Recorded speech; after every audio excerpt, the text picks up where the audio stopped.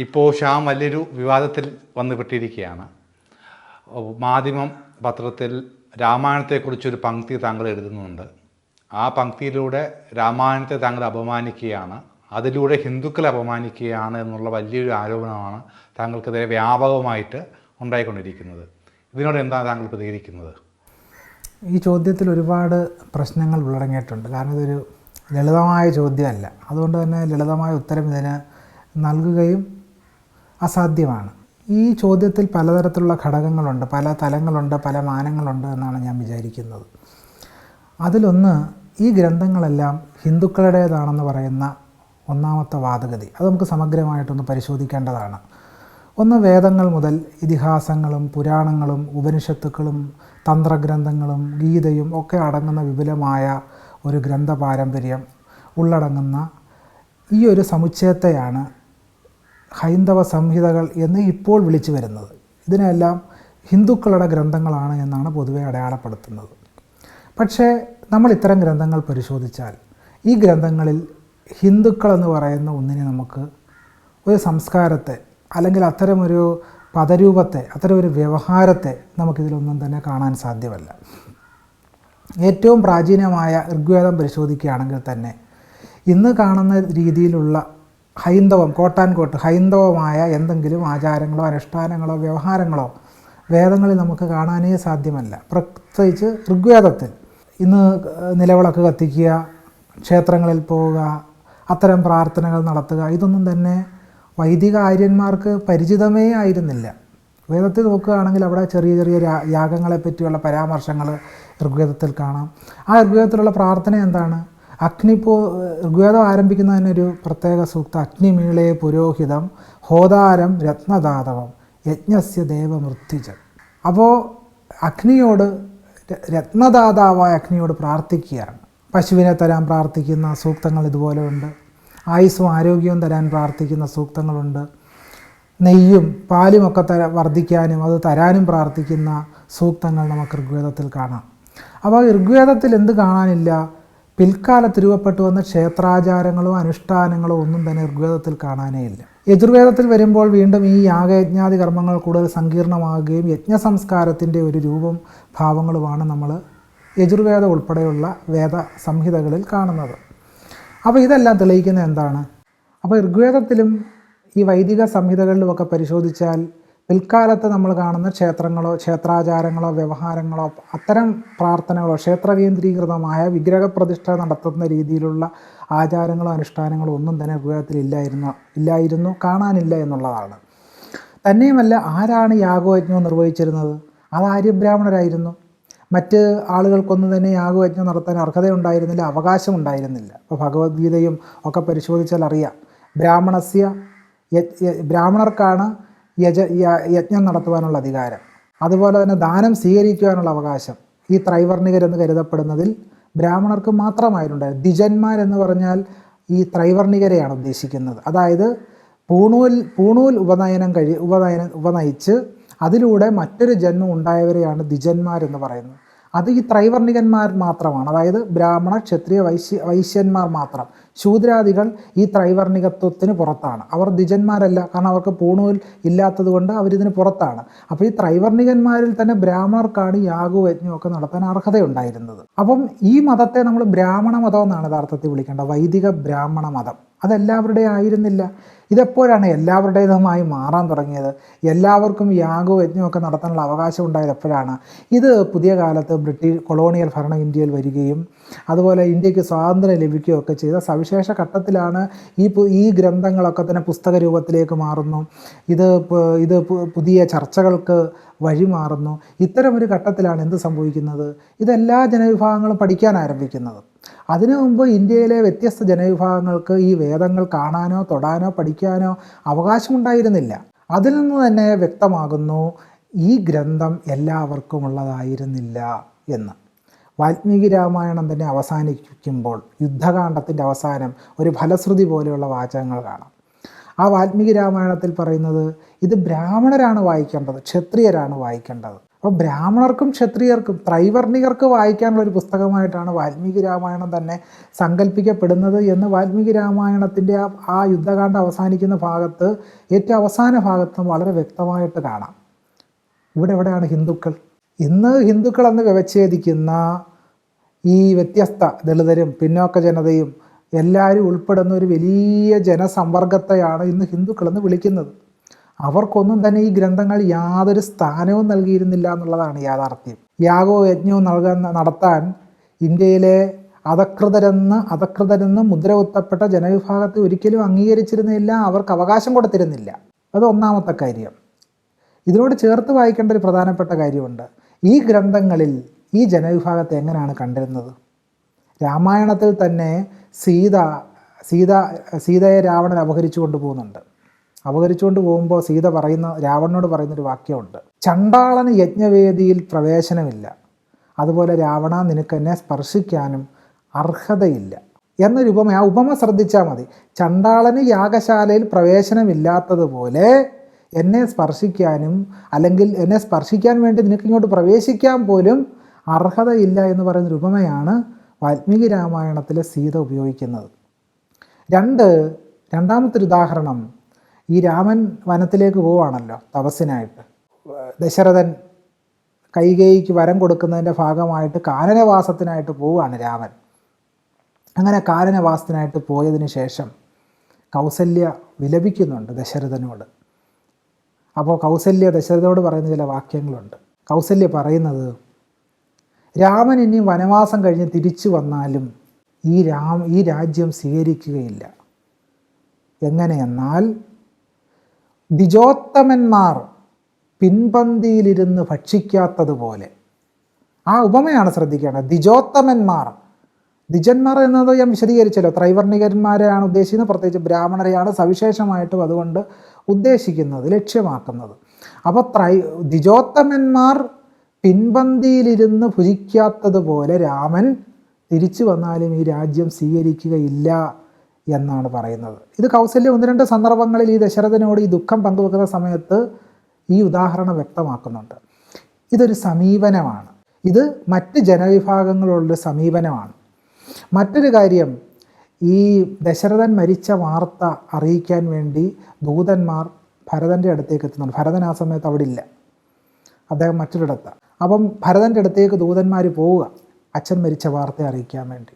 അപ്പോൾ ദൂതന്മാർ ആ സ്ഥലത്തെത്തുമ്പോൾ അന്ന് രാത്രിയിൽ ഭരതനൊരു സ്വപ്നം കാണുന്നുണ്ട്. ആ സ്വപ്നം എന്ന് പറയുന്നത്, ഈ മരണവാർത്ത ഭരതൻ അറിഞ്ഞിട്ടില്ല, ഭരതൻ താമസിക്കുന്ന പുരിയിൽ എത്തിയിട്ടേ ഉള്ളൂ. ഗിരിവ്രജം എന്നാണ് ആ പുരിയെപ്പറ്റി വാൽമീകി രാമായണത്തിൽ പറയുന്നത്, ഗിരിവ്രജം. എന്തായാലും രാത്രി ഒരു സ്വപ്നം കാണുന്നു ഭരതൻ. തൻ്റെ അച്ഛനെ കറുത്തതും മഞ്ഞ നിറമുള്ളതുമായ സ്ത്രീകൾ മർദ്ദിക്കുന്നു. അച്ഛൻ വലിയൊരു കുന്നിൻ്റെ മുകളിൽ നിന്ന് ചാണകക്കുഴിയിലേക്ക് വീഴുന്നു. ഇതിലെ ഒരു പ്രധാനപ്പെട്ട പരാമർശം, ചുവന്ന വസ്ത്രം ധരിച്ച വികൃതാനനയായ ഒരു രാക്ഷസി അച്ഛനെ പീഡിപ്പിക്കുന്നു, അച്ഛനെ ഉപദ്രവിക്കുന്നു, താടനം ചെയ്യുന്നു എന്നാണ് വാൽമീകി രാമായണം പറയുന്നത്. എന്താണ് ഈ ഭരതൻ്റെ സ്വപ്നം അപഗ്രഥിക്കുമ്പോൾ നമുക്ക് കിട്ടുന്നത്? അതായത് ഇന്ത്യയിലെ രാക്ഷസന്മാർ എന്ന് പറയുന്നത് ഫാദർ കാമിൽ ബുൽക്കയുടെ നിരീക്ഷണങ്ങളൊക്കെ നോക്കിയാൽ നമുക്കറിയാം. ഇപ്പോൾ വാനരന്മാരെന്ന് പറയുന്നതും അതുപോലെ ഗൃദ്രൻ എന്ന് പറയുന്നതും ഒക്കെ തന്നെ ടോട്ടമാണ്, കുലചിഹ്നമാണ് എന്ന് ഫാദർ കാമിൽ ബുൽക്ക നിരീക്ഷിക്കുന്നുണ്ട്. അപ്പോൾ വാനരന്മാരെന്ന് പറഞ്ഞാൽ കുരങ്ങന്മാരെന്നായിരിക്കണമെന്നില്ല അർത്ഥം, മറിച്ച് വാനരന്മാരെ കുലചിഹ്നമാക്കി കാണുന്ന ഒരു പ്രത്യേകമായ ഗോത്ര വിഭാഗങ്ങളാവാം. തന്നെയല്ല ഗരുഡനെ പറ്റി പറയുന്നുണ്ട്. ഈ ഗരുഡൻ വന്ന് ഈ നാഗപാശമേറ്റ രാമനെയും ലക്ഷ്മണനെയും ചികിത്സിച്ച് നാഗപാശത്തിൽ നിന്ന് മുക്തരാക്കുന്നതായിട്ടൊരു പരാമർശമുണ്ട്. അവിടെ വാൽമീകി രാമായണത്തിൽ പറയുന്ന ഗരുഡൻ കൈകൾ കൊണ്ട് തഴുകി എന്നാണ് പറയുന്നത്. എന്തുകൊണ്ട് അവിടെ അറിഞ്ഞോ അറിയാതെ കൈകൾ എന്നവിടെ പരാമർശിക്കുന്നത്? ഗരുഡന് കൈകളല്ലല്ലോ ഉള്ളത്, ചിറകുകളല്ലേ. അപ്പോൾ ഒരു മനുഷ്യനെ പോലെയാണ് ഈ ഗരുഡനെ എവിടെ ചിത്രീകരിക്കുന്നത്? വാൽമീകി രാമായണത്തിൽ ചിത്രീകരിക്കുന്നത്. ഇതിൽ നിന്ന് വ്യക്തമാകുന്ന എന്താണ്? ഇതെല്ലാം തന്നെ കുലചിഹ്നമാണ്, ടോട്ടമാണ്. അപ്പോൾ വാനരൻ എന്ന് പറയുന്നതും ഗരുഡൻ എന്നൊക്കെ പറയുന്നതും ഇന്ത്യയിലെ വ്യത്യസ്തമായ ഗോത്ര ജനവിഭാഗങ്ങളെ ഈ കുലചിഹ്നത്തിലൂടെ പ്രതീകവൽക്കരിക്കുകയാണ് യഥാർത്ഥത്തിൽ ചെയ്തത് എന്നാണ് ഇതിൽ നിന്ന് തന്നെ നമുക്ക് മനസ്സിലാകുന്ന കാര്യം. അപ്പോൾ ഞാൻ പറഞ്ഞു വന്നത്, ഈ രാക്ഷസന്മാരെന്ന് പറയുന്ന ഇന്ത്യയിലെ തദ്ദേശീയ ജനവിഭാഗങ്ങളായിരുന്നു യഥാർത്ഥത്തിൽ. ഈ തദ്ദേശീയ ജനവിഭാഗങ്ങളെ പൈശാചികവൽക്കരിച്ച് അവതരിപ്പിക്കുകയാണ് യഥാർത്ഥത്തിൽ ചെയ്യുന്നത്. അതുകൊണ്ടാണ് ഇവർ വികൃതാനന്മാരാണെന്നും ഇവർ കറുത്തവരാണെന്നും ഇവർ മ്ലേച്ഛന്മാരെന്നും ഇവർ മാംസം ഭക്ഷിക്കുന്നവരാണെന്നും ഒക്കെ. അപ്പോൾ ഇത് ഒരു സംഭവത്തിൻ്റെ വിപുലീകൃതമായ ഒരു അത്യുക്തി കലർന്ന ഒരു രൂപം അവതരിപ്പിക്കുക ഒരാളെ പറ്റി. അപ്പോൾ രാക്ഷസന്മാർ മാംസം തിന്നുന്നവരാണെന്നും അവർ നിശാചരന്മാരാണെന്നും ഒക്കെ പറയും. തന്നെ വാൽമീകി ഉടനീളം രാക്ഷസന്മാരെ പറ്റി പറയുന്നത് അവർ വൈദികമായ യാഗയജ്ഞാതി കർമ്മങ്ങളെ അംഗീകരിക്കുന്നില്ല എന്നുള്ളൊരു പരാമർശം നമുക്ക് വാൽമീകി രാമായണത്തിലുടനീളം കാണാം. അതിൻ്റെ അർത്ഥം എന്താണ്? രാക്ഷസന്മാർ വൈദികമായ യാഗയജ്ഞാതി കർമ്മങ്ങളെ അനുകൂലിച്ചവരായിരുന്നില്ല എന്നുള്ളതാണ് ഇതിൽ നിന്ന് തന്നെ തെളിയുന്നത്. വിശ്വാമിത്രം യാഗരക്ഷയ്ക്കായിട്ട് രാമനെയും ലക്ഷ്മണനെയും കൂട്ടിക്കൊണ്ട് വരുന്നു. അവിടെ പറയുന്നൊരു കാര്യമുണ്ടല്ലോ, ഗോബ്രാഹ്മണ ഹിതാർത്ഥായ ജഹിദുഷ്ട പരാക്രമ, പശുവിൻ്റെയും ബ്രാഹ്മണൻ്റെയും ഹിതത്തിനായിട്ട് നീ താടകയെ വധിച്ചാലും എന്നുള്ളതാണ്. നോക്കൂ, ഇവിടെയാണ് നമുക്ക് ഹിന്ദു എന്ന് പറയുന്ന പരാമർശം കൂടുതൽ പരിശോധിക്കേണ്ടത്. ഇവിടെ എവിടെയാണ് ഹിന്ദു?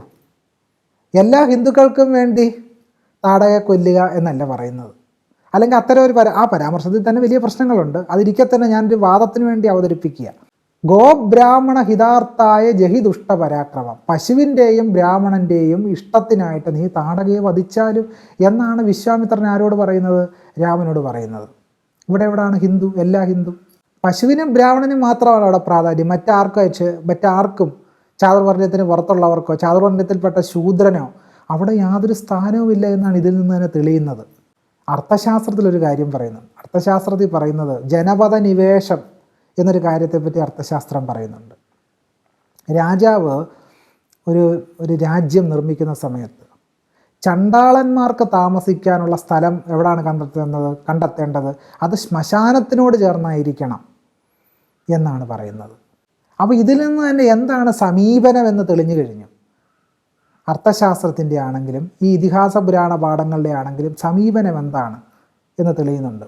ഇനി മഹാഭാരതത്തിലേക്ക് നോക്കിയാൽ മഹാഭാരതത്തിലൊരു നല്ല രാജാവിൻ്റെ ഭരണം എന്താണ് എന്നതിനെ സംബന്ധിച്ച് തെളിയിക്കുന്ന ഒരുപാട് ശ്ലോകങ്ങൾ മഹാഭാരതത്തിൽ കാണും. ഒരു ഉദാഹരണം മാത്രം, പരീക്ഷത്തിൻ്റെ ഭരണം ഏറ്റവും നല്ല ഭരണമാണെന്നാണ് പറയുന്നത്. അതെങ്ങനെയാണ് നല്ല ഭരണമാകുന്നത്? വർണ്ണാശ്രമ ധർമ്മം അനുസരിച്ചാണ് ഈ ഭരണം നടക്കുന്നത്, അതുകൊണ്ട് നല്ല ഭരണമാണ് എന്നാണ് പരീക്ഷത്തിൻ്റെ ഭരണത്തെപ്പറ്റി മഹാഭാരതത്തിൽ പറയുന്നത്. അപ്പോൾ ഇത്തരം ധാരാളം കാര്യങ്ങൾ ഇതിഹാസ പുരാണ പാഠങ്ങൾ പരിശോധിച്ചാൽ നമുക്ക് കാണാൻ കഴിയും. ഇനി ക്ഷേത്രപ്രവേശന വിവാദങ്ങളുമായി ബന്ധപ്പെട്ട് ഒന്ന് പരിശോധിച്ചാൽ പുനശ്ശേരി നമ്പി നീലകണ്ഠ ശർമ്മ ഈ ക്ഷേത്രപ്രവേശന റിപ്പോർട്ട് തയ്യാറാക്കുന്നത് ഒരു പ്രധാന പങ്ക് വഹിച്ച ആളാണ്. അദ്ദേഹം ആ കമ്മിറ്റിയിൽ അംഗമായിരുന്നു. അദ്ദേഹം പറഞ്ഞത് ഈഴവർക്ക് ക്ഷേത്രപ്രവേശനം നൽകാൻ പാടില്ല. കാരണം എന്താണ്? അവർ കേരളത്തിലെ ചണ്ടാളരാണ്. ഈഴവരെ ചണ്ടാളരെന്നാണ് ആരാ അഭിസംബോധന ചെയ്തത്? പുന്നശ്ശേരി തമ്പി നീലകണ്ഠ ശർമ്മ അഭിസംബോധന ചെയ്തത്, അടയാളപ്പെടുത്തിയത്. ഇത് ക്ഷേത്രപ്രവേശന കമ്മിറ്റി റിപ്പോർട്ട് നോക്കിയാൽ നമുക്ക് മനസ്സിലാവും. ഈഴവരെയും പുലയരെയും ഒക്കെ തന്നെ ചണ്ടാളർ എന്നാണ് അഭിസംബോധന ചെയ്തിട്ടുള്ളത്. ഇതിനെ സംബന്ധിച്ച് നിരവധി സംവാദങ്ങളൊക്കെ അക്കാലത്ത് നടക്കുന്നുണ്ട്. അതിലേക്കൊന്നും തൽക്കാലം ഞാൻ കടക്കുന്നില്ല. ക്ഷേത്രപ്രവേശന സംബന്ധിയായ വിവാദങ്ങളൊക്കെ പരിശോധിച്ചാൽ അറിയാം ഇവിടെ എവിടെയാണ് ഹിന്ദു ഉണ്ടായിരുന്നത്. വൈക്കം ക്ഷേത്രപ്രവേശനത്തിൻ്റെ അല്ലെ വൈക്കം സത്യാഗ്രഹം എന്നറിയപ്പെടുന്ന വൈക്കം പോരാട്ടത്തിൻ്റെ ശതാബ്ദി ആഘോഷിക്കുന്ന വേളയും കൂടാണല്ലോ ഇത്. അവിടെ എവിടെയാണ് ഹിന്ദു ഉണ്ടായിരുന്നത്? ഇപ്പോഴും നോക്കൂ, ഇപ്പോഴും നമ്മൾ ശബരിമല ക്ഷേത്രത്തിൽ ആർക്ക് മാത്രമാണ് പൂജിക്കാൻ അധികാരി? മലയാള ബ്രാഹ്മണന് മാത്രമാണ് പൂജിക്കാൻ അധികാരി എന്നാണ് പറയുന്നത്. എന്തുകൊണ്ട് അവിടെ എല്ലാ ഹിന്ദു ഇല്ല? ഈ ഹിന്ദു എല്ലാവരും ഹിന്ദുക്കളാണെന്ന് വാദിക്കുന്നവർ എന്തുകൊണ്ട് പറയുന്നില്ല ഇവിടെ പൂജ പഠിച്ച എല്ലാ ഹിന്ദുക്കൾക്കും ശബരിമല അയ്യപ്പനെ പൂജിക്കാം എന്നെന്തുകൊണ്ട് പറയുന്നില്ല? ഗുരുവായൂർ ക്ഷേത്രത്തിൽ പാചകക്കാരനാകണമെങ്കിൽ പോലും അതൊരു ബ്രാഹ്മണനായിരിക്കണമെന്ന് വാദിക്കുന്നു. എന്തുകൊണ്ട് അവിടെ ഹിന്ദു ഇല്ല? ഇനി ഇതെല്ലാം പോട്ടെ, കൂടൽമാണിക്യം ക്ഷേത്രത്തിൽ കീഴ്ശാന്തിയെ നിയമിക്കുന്നതായി ബന്ധപ്പെട്ട നോട്ടിഫിക്കേഷൻ പുറത്തു വന്നു. അവിടെയും ഒരു പ്രത്യേക ഗ്രാമത്തിൽപ്പെട്ട ബ്രാഹ്മണനായിരിക്കണം എന്നാണ് വാദിച്ചത്. ഇങ്ങനെ ഇത് തുടരുകയാണ്. നമ്മുടെ സമൂഹത്തിൽ ഇത് വളരെ ശക്തമായിട്ട് തുടരുകയാണ്. നമ്മൾ കണ്ട മറ്റൊരു കാര്യം എന്താണ്? ബഹുമാനപ്പെട്ട മുൻ ദേവസ്വം വകുപ്പ് മന്ത്രി രാധാകൃഷ്ണൻ്റെ കയ്യിലോട്ടൊരു കൊടിവിളക്ക് കൊടുക്കാൻ പോലും ഒരു പൂജാരിക്ക് സാധിച്ചില്ല. ഇവിടെയാണ് ഹിന്ദു? കാര്യത്തിൻ്റെ ക്രമം അനുസരിച്ച് നോക്കിയാൽ എല്ലാം ഹിന്ദു ആണല്ലോ. രാധാകൃഷ്ണനും ഹിന്ദു, പൂജാരി ഹിന്ദു, പക്ഷേ വിളക്ക് കൊടുത്തില്ല. ഈ വിളക്ക് കൊടുക്കാത്തതിൻ്റെ ചരിത്രം നമ്മൾ പരിശോധിക്കണം. അപ്പോഴാണ് നമുക്ക് മനസ്സിലായി ഇത് അയിത്തം എന്ന് പറയുന്നൊരു വ്യവസ്ഥ, അസ്പൃശ്യത, തൊട്ടാൽ അശുദ്ധിയാകുമെന്ന് പറയുന്നൊരു സങ്കല്പം നിലനിന്നിരുന്നു. കേരളത്തിലെ തന്ത്രഗ്രന്ഥങ്ങൾ പരിശോധിക്കണം. 10ാം നൂറ്റാണ്ട് മുതൽ പ്രയോഗമഞ്ജരി മുതൽ വിഷ്ണു സംഹിത, ഈശാന ശിവഗുരുദേവ പദ്ധതി, മാതൃസദ്ഭാവം, തന്ത്രസമുച്ചയം, ശേഷസമുച്ചയം, കുഴിക്കാട്ട് വച്ച, തന്ത്രപ്രായശ്ചിത്തം എന്ന് പറഞ്ഞാൽ 10-200-ലധികം തന്ത്രഗ്രന്ഥങ്ങൾ കേരളത്തിലുണ്ട്. ഈ തന്ത്രഗ്രന്ഥങ്ങളെല്ലാം പരിശോധിച്ചാൽ കേരളത്തിൽ ഇന്ന് അറിയപ്പെടുന്ന ഏതാണ്ട് പിന്നോക്ക ദളിത് ജാതി ജനവിഭാഗങ്ങളെയെല്ലാം തന്നെ തീർത്തും അശുദ്ധരാണെന്നും അവരൊക്കെ ക്ഷേത്രത്തിൽ പ്രവേശിച്ചാൽ ക്ഷേത്രം അശുദ്ധമാകുമെന്നാണ് ഈ തന്ത്രഗ്രന്ഥങ്ങളിലെല്ലാം എഴുതപ്പെട്ടിരിക്കുന്നത്. എവിടെയാണ് ഹിന്ദു? അപ്പോൾ ഇന്ന് ഹിന്ദുക്കളെന്ന് മുദ്രചാർത്തപ്പെട്ടിരിക്കുന്ന ബഹുഭൂരിപക്ഷം ബഹുജനങ്ങളെയും ദളിത പിന്നോക്ക ജനതയെയും അശുദ്ധമായി കാണുന്ന, കീഴാളരാക്കി സ്ഥാനപ്പെടുത്തുന്ന ഗ്രന്ഥപാരമ്പര്യങ്ങളാണ് നമ്മൾ ഈ കാണുന്നതെല്ലാം. നമുക്ക് ഋഗ്വേദത്തിലെ പുരുഷ സൂക്തത്തിൽ എന്താണ് പറയുന്നത്? ബ്രാഹ്മണോസ്യ മുഖമാസീത് ബാഹുരാജന്യകൃത ഊരു തദസ്യ വൈശ്യ പദ്ഭ്യാം ശൂദ്രോ അജായത എന്നാണ് പറയുന്നത്. വിരാട് പുരുഷൻ്റെ മുഖത്ത് നിന്ന് ബ്രാഹ്മണനുണ്ടായി എന്ന് പറയുന്നു. ശൂദ്രൻ കാൽപാദങ്ങളിൽ നിന്നുണ്ടായി എന്ന് പറയുന്നു. അപ്പോൾ ചിലർ വാദിക്കുന്നത് ഇത് വിരാട് പുരുഷൻ്റെ അംഗോപാംഗങ്ങളെല്ലാം തുല്യമായതുകൊണ്ട് ഈ അംഗോപാംഗങ്ങളിൽ നിന്നുണ്ടായവരെല്ലാം തുല്യരാണ് എന്ന് പറയുന്നു. പക്ഷേ ഭാഗവത പുരാണം ഈ വാദത്തെ ഖണ്ഡിക്കുകയാണ് ചെയ്യുന്നത്. ഭാഗവത പുരാണം പറയുന്നത് വിരാട് പുരുഷൻ്റെ മുഖം ഉത്തമാംഗമായതിനാൽ ഉത്തമാംഗമായ മുഖത്തു നിന്നുണ്ടാകുന്ന ബ്രാഹ്മണർ ഉത്തമരും, പാദം അധമാംഗമാകയാൽ അധമാംഗമായ പാദത്തിൽ നിന്നുണ്ടാകുന്ന ശൂദ്ര അധമരുമാണ് എന്ന് ഭാഗവത പുരാണത്തിൽ വ്യക്തമായി തന്നെ പറയുന്നുണ്ട്. ശങ്കരാചാര്യർ ഗീതാഭാഷ്യത്തിൻ്റെ ആമുഖത്തിൽ പറയുന്നത് ഭഗവാൻ നാരായണൻ അവതരിക്കും. എന്തിനാണ്? ബ്രാഹ്മണത്വസ്യ രക്ഷണാർത്ഥം, ബ്രാഹ്മണ്യത്തെ രക്ഷിക്കുന്നതിന് വേണ്ടി അവതരിക്കുമെന്ന് ശങ്കരാചാര്യർ ഗീതാഭാഷ്യത്തിൽ പറഞ്ഞു വെക്കുന്നു. ബ്രഹ്മം എന്ന് പറയുന്ന സങ്കല്പം വിശദീകരിക്കുന്ന സമയത്ത് അത് ബ്രാഹ്മണ പുരുഷൻ്റെ പ്രത്യരൂപമാണ് എന്ന് ബ്രഹ്മത്തെ ശങ്കരാചാര്യർ നിർവചിക്കുന്നു. അപ്പോൾ ഇങ്ങനെ നോക്കിയാൽ ഇവിടെ ഒന്നും ഹിന്ദു ഇല്ല. ഇവിടെ നമ്മൾ കാണുന്നത് മുഴുവൻ ത്രൈവർണികരെയും ത്രൈവർണികർക്ക് ഉന്നതമായ സ്ഥാനനിലകൾ കൊടുക്കുന്ന ഒരു വ്യവസ്ഥയുമാണ് നമ്മൾ എവിടെ കാണുന്നത്? വേദേതിഹാസ പുരാണ പാഠങ്ങളിലെല്ലാം കാണുന്നത്. ഇങ്ങേ അറ്റത്ത് വന്ന് പരിശോധിച്ചാൽ പൂന്താനത്തിൻ്റെ ജ്ഞാനപ്പാനയിൽ പറയുന്ന എന്താണ്? ചണ്ഡകർമ്മങ്ങൾ ചെയ്തവൻ ചാകുമ്പോൾ ചണ്ടാള കുലത്തിങ്കൽ പിറക്കുന്നു. അപ്പം പാപം ചെയ്യുന്നവരാണ് ആരായിട്ട് പിറക്കുന്നത്? ചണ്ടാളരായിട്ട് പിറക്കുന്നത് എന്ന് പറഞ്ഞു വെക്കുന്നു. പ്രമേഹം വരുന്നതിന് കാരണം മുജ്ജന്മത്തിൽ ബ്രാഹ്മണൻ്റെ സ്വർണം അപഹരിച്ചതാണ് പ്രമേഹത്തിന് കാരണമെന്ന് പ്രായശ്ചിത്ത സുധാനിധി എന്ന് പറയുന്ന ഗ്രന്ഥത്തിൽ പറയുന്നു. എഴുത്തച്ഛൻ പറയുന്നത് എന്താണ്? എഴുത്തച്ഛൻ അധ്യാത്മരാമായണത്തിൽ പറയുന്നത് കാരണഭൂതന്മാരാം ബ്രാഹ്മണരുടെ ചരണാരുണാംബുജ ലീനപാംസു സഞ്ചയം ചേതോദർപ്പണത്തിൻ്റെ മാലിന്യം അത് തീർത്ത് ചേതസി തെളിഞ്ഞിടുവാൻ വണങ്ങുന്നു. ബ്രാഹ്മണരുടെ കാലിലെ പൊടി എൻ്റെ ഹൃദയത്തെ ശുദ്ധീകരിക്കണമെന്ന് ആര് പ്രാർത്ഥിക്കുന്നു? എഴുത്തച്ഛൻ പ്രാർത്ഥിക്കുന്നു. ഇവിടെ ഈശ്വരൻ്റെ അനുഗ്രഹം എൻ്റെ ഹൃദയത്തെ ശുദ്ധീകരിക്കണമെന്നല്ല പ്രാർത്ഥിക്കുന്നത്. ബ്രാഹ്മണരുടെ കാലിലെ പൊടി എൻ്റെ ഹൃദയത്തെ ശുദ്ധീകരിക്കണമെന്നാണ് എഴുത്തച്ഛൻ പ്രാർത്ഥിക്കുന്നത്. ഇനിയും ലക്ഷ്മണോപദേശം എന്ന് പറയുന്നൊരു കാര്യമുണ്ട്. രാമൻ ലക്ഷ്മണനോട് പറയുന്നൊരു കാര്യമാണ്. അവിടെ പറയുന്നത് മഞ്ഞിടത്തിങ്കൽ ദ്വിജത്വമുണ്ടായി വന്നാൽ പൂജിക്ക മാമിടം, ഭൂമിയിൽ ദ്വിജനായി വന്ന നിനക്ക് എന്നെ പൂജിക്കാം. അതായത് ത്രൈവർണികരായിട്ട് ജനിച്ചാൽ മാത്രമേ എന്നെ പൂജിക്കാൻ അവകാശമുള്ളൂ എന്ന് എഴുത്തച്ഛൻ പറഞ്ഞു വെക്കുന്നു. രാമനെ പൂജിക്കാൻ അർഹത ആർക്ക് മാത്രമാണ്? ദ്വിജന്മാർക്ക് മാത്രമാണ് എന്ന് അധ്യാത്മരാമായണം കിളിപ്പാട്ടിൽ ലക്ഷ്മണോപദേശത്തിൻ്റെ ഭാഗത്ത് നമുക്ക് കാണാൻ പറ്റും. അപ്പം ഞാൻ ചെയ്ത ഇത്രമാത്രമാണ്.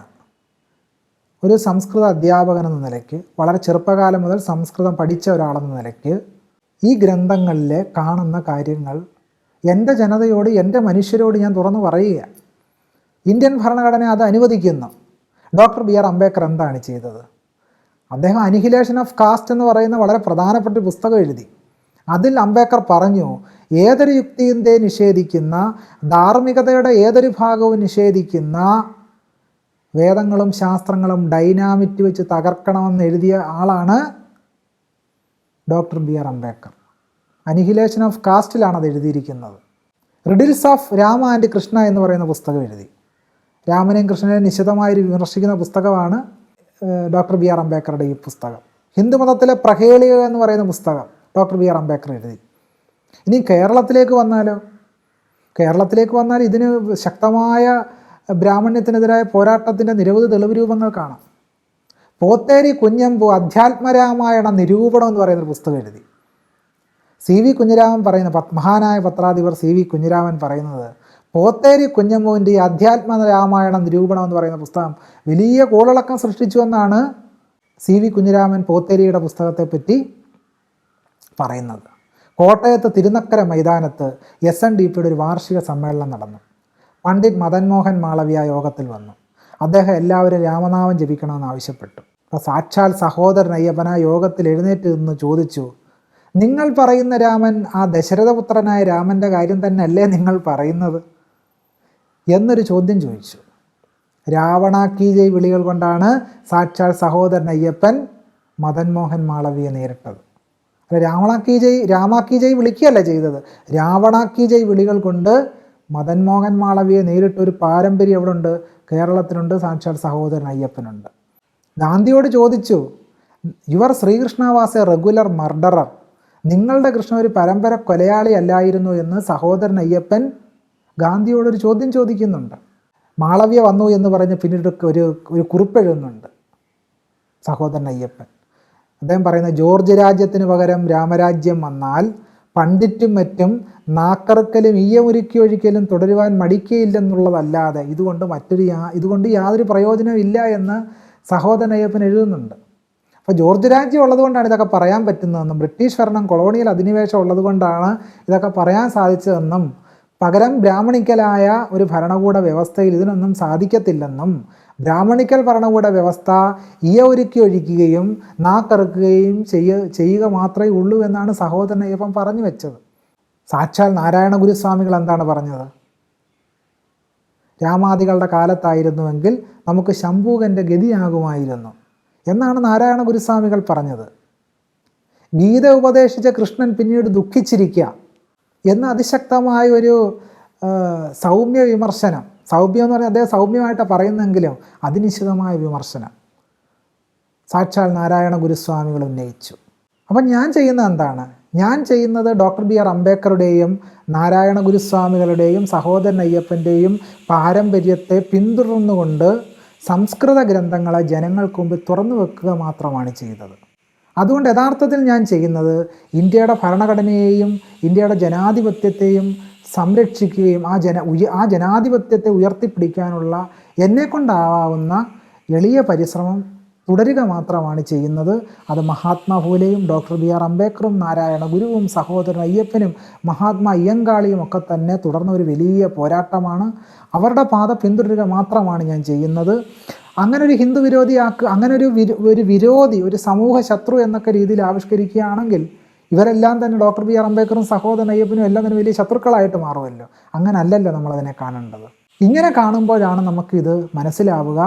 അങ്ങനെ മനസ്സിലാക്കാത്തവരാണ് എനിക്ക് നേരെ ഈ വിദ്വേഷത്തിൻ്റെയും വെറുപ്പിൻ്റെയും ആക്രമണ ആഹ്വാനങ്ങൾ അഴിച്ചു വിടുന്നത് എന്നുള്ളതാണ് എനിക്കത് സംബന്ധിച്ച് പറയാനുള്ളത്.